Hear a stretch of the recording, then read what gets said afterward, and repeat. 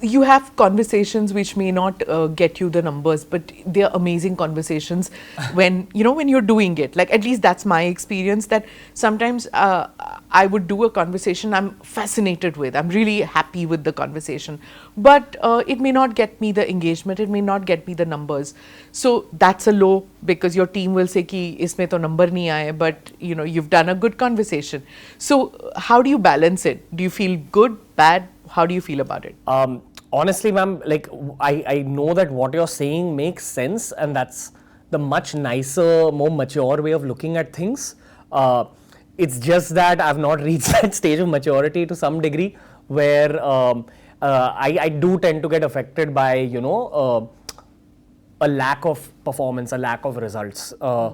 Because primarily for me, over the last 9 years, the turning point was where we became extremely result oriented. So by year 6-ish, I sat down with my core team and we decided that for us, it's going to be all about engagement and growth after this point. And that was the big turning point for me as a content creator. I just think that that's a working hazard for me. That's how my occupation works. You have to kind of target constant growth for your YouTube channel, constant growth for your podcast.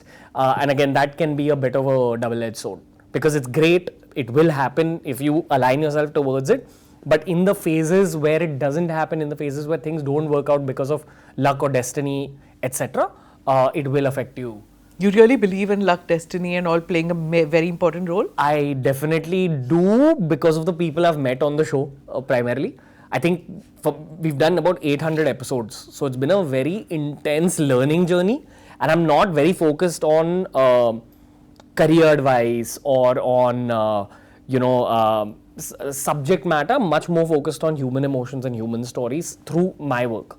So this has been one of my learnings, that at least for 90% of my guests, destiny and luck has played a role in their journeys. And if you take a step back from your own journey, this is what's worked for me. I've always noticed that the turning points always had a bit of a luck factor, a bit of a destiny factor. Click here to watch the full episode.